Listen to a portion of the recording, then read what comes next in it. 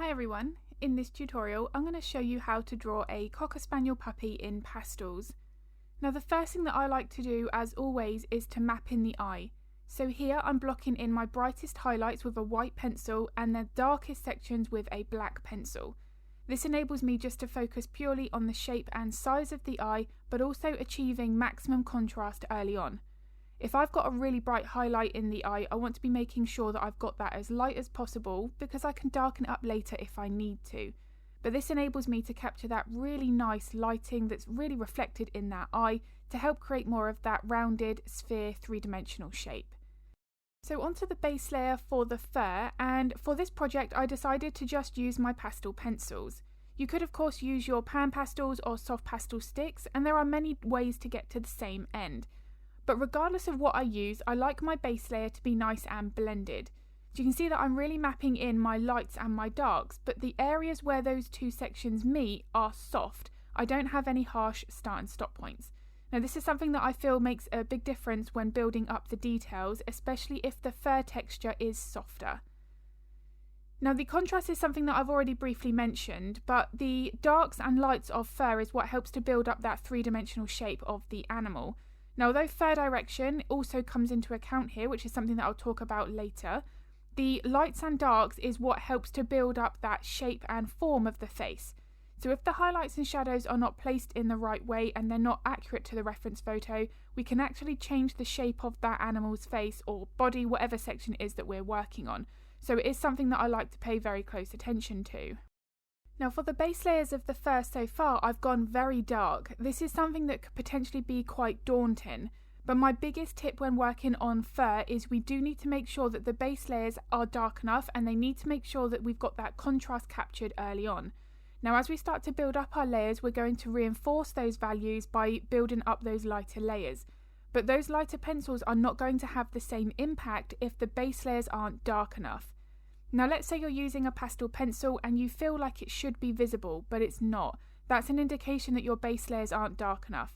I'd recommend to go back, darken that base and then continue with the details, and you'll find there that you should have a considerable difference. Now onto the fur direction. This is something that I've briefly mentioned, and this does play an important role in also building up the shape, the realistic look of a portrait. Now the fur direction is not random, that also follows the underlying bone and muscular structure. Now I have a video here on YouTube. It's my top tips for drawing realistic fur in pastels. I'll link that in the description below if it's of interest. But there I talk about three main things regarding pencil technique. That's fur direction, fur length and fur thickness.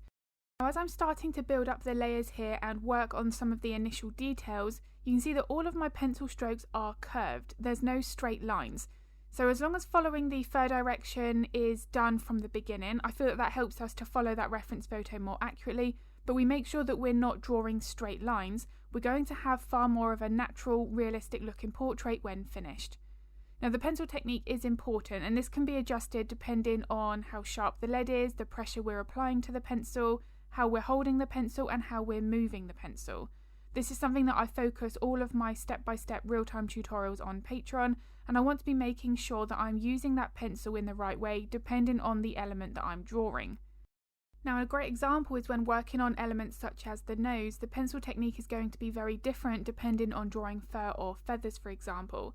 The way that we're building up the layers here is the same. We want to be making sure to build up subtle, gradual layers. We don't want to be jumping into our brightest highlights directly on top of a base layer, but the actual way that we're using the pencils is very different. So we want to be making sure that we are adjusting that depending on the effect that we're trying to recreate. Now a question that I've had recently is how to make our art more realistic. This is a great question, but there are many different things that could potentially affect that. One of which of course is the contrast, which I've already spoken about here. Making sure the values are right will have a big impact, but the other is making sure that that portrait is given the right amount of time.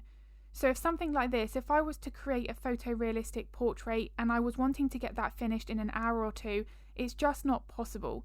A portrait like this I allow up to 8 hours, sometimes more, so I want to be making sure that each section is given the right amount of time.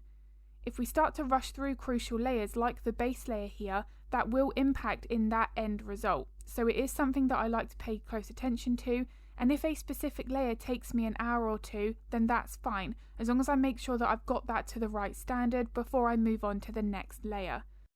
Now, not spending enough time on a portrait basically means that that portrait is not finished. So if you're working on a paper such as Pastelmat, where you've got a nice amount of tooth where you can continue to add layers as long as the tooth of the paper hasn't been filled early on, then as long as we can keep on adding our layers, we can refine everything from there, hyping up that contrast, add in more detail.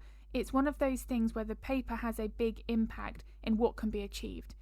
Now, I've got a couple of different tutorials here. Mainly all of my tutorials I use Pastelmat because I feel it is the best paper to allow for the best techniques, but I do have a couple of tutorials where I'm working on the Clairefontaine paint on paper, and I'll link one or two of those in the description below. But that paper is significantly smoother than Pastelmat, but I was surprised with how many layers it allowed. But one thing I do mention in all of those tutorials in the real-time version is if you want to learn the best techniques and get the best out of that artwork, then using the right paper with pastels is a game changer. The Pastelmat paper here grips that pastel in a way that allows for these layers to be added and build up that depth like I am here.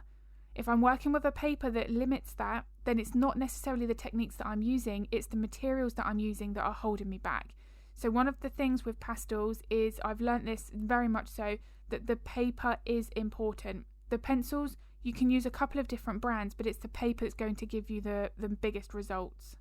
Now obviously another main factor is to make sure that we are putting in the right amount of time to draw, to practice and refine all of those skills.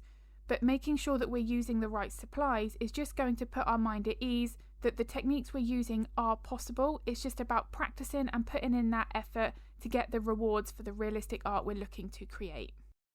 Now, when drawing realistic portraits like this, it can become quite overwhelming if we work on too much of a larger area. Now, throughout this project, you can see that I've really just focused on 1 or 2 square inches at a time, and then I move on to the next area. This means then that if I decided to leave this portrait here after this drawing session, that it already looks like this dog, it looks like that reference photo. I find that really motivational, so I'm more likely to want to come back to the easel for the next drawing session. Now, one of the exceptions that I make is when I draw spaniel ears, I'll usually work on a little bit more of a larger area, just because the fur is a little longer and it overlaps other sections. So in order to capture that, we do have to make sure that we've got the area of the fur next to it drawn in. So here you can see that I'm working on whole individual layers rather than smaller sections on this one ear. I just find that it's easier to get a bit more of that natural flow of the fur. But that being said, now that I come in with my details, I'm breaking it up from the top section down towards the lower part of the ear. I don't just work with one solid layer as such. So although I'm coming through now and adding in my highlights, I'm still just focusing on those 1 or 2 clumps of fur. I'll then do those highlights for the rest of the ear. Now, spaniel ears, because it is a question that I get asked a lot, I've got a few different examples of real-time tutorials on my Patreon channel. I'll link my Patreon in the description below if it's of interest. But what I want to be focusing on really is just the shapes that I see. I don't want to focus on fur because that's when we can start to overthink the process and make it more complicated. So I'm mapping in my lights and my darks at the moment, but I'm moving my pencils to follow the shapes that those lights and darks are creating. I'm getting that blended base layer and then I can start building in my details. So the layering process and how I'm using the pencil is the same when working on the face, but the only real difference here is that I'm lengthening my pencil strokes. I'm making those longer to replicate the difference in that fur texture. If I don't lengthen my pencil strokes here, I'm going to make the spaniel ears look more like Labrador ears with that shorter fur, which obviously would be a real problem and wouldn't replicate that animal as closely as it should. Now onto the chest section here. This is the last aspect before I start adding in the final details such as the whiskers, and I want to be focusing on getting that lower edge nice and soft and blended into my background or my paper colour. Now what I want to be doing here is making sure again that I'm focusing on my values, the fur direction and the length of my pencil strokes. I could use pan pastels to block in this base layer, but I did want to use the pastel pencils because I've already got the colour combinations for the face and I wanted to make sure that that was similar for the body as well. But of course, for larger areas you can use your pan pastels or your soft pastel sticks. Now the one thing that I would say about that is pan pastels is a significantly softer pigment compared to soft pastel sticks or the pastel pencils, so you do want to be making sure that you don't feel the tooth of the paper. Now that being said, some brands of soft pastel sticks are naturally softer than others, so it is something to be very cautious of. If the soft pastel sticks or the pan pastels fill the tooth of the paper early on, then we won't be able to add detailed layers with our pastel pencils on top. That is obviously going to be a real problem because we won't have that realistic portrait that we're going for. It will end up very flat because we can't add anything else on top of our base foundation. Now, one tip when you are using pan pastels to judge how thick that layer should be is I usually like to be able to see my white transfer lines through that pan pastel layer. Now, I've got many videos here on YouTube where I'm using pan pastels for my base, and you can see there throughout every single stage that you can see those white lines through. That really does help to give us an indication, a visual indication of how much pastel to apply. Now, if I'm using pan pastels or soft pastel sticks for a background with no intention of adding any pencil layers on top, then I don't have to worry as much about being cautious of filling the tooth of the paper. The pan pastels work beautifully for backgrounds, they've got lovely colour saturation, they blend really well. So if you're looking to create those out of focus effects, then the pan pastels really are wonderful to use. Now, as I'm continuing to work on the chest, I'm making sure here that I don't rush through any layers. The reason I say that is because the chest, sometimes we have a tendency to rush that more than when we worked on the face. Whether or not it's because we feel like we've done the hardest part and then we don't naturally put as much effort into the body, but that's something there that can really bring down the entire portrait. So I personally like to make sure that each section, the chest, the collar, whatever it is given the right amount of time for each layer. This here is going to help to bring the portrait all together when it's completely finished. Now, one other fur colour that I get asked a lot of questions about is white fur. I've got quite a few tutorials here on YouTube where I'm showing different fur textures, all white fur, and how to approach that depending on the lighting and the texture. But here I've made sure to add some of the browns into the white fur because white is very reflective. It won't actually be bright white. Unless you've got a photo that's got fur that's overexposed, there's always going to be different tones that have to be added to make that white fur look realistic. Now, even if you do have a photo that's overexposed, usually we'll hint at some kind of tonal values there, some very subtle greys, some warmer tints, just to make sure that our portrait has a little bit more depth in those areas. But of course, it's going to be very subjective to each photo. So the very last thing is the whiskers and the little bits of hair on the lower part of the ear that overlap the chest and sit in front. So I really do hope that this video has been useful. If it was, I would really appreciate it if you could give it a like and a thumbs up because it makes a huge difference to my channel.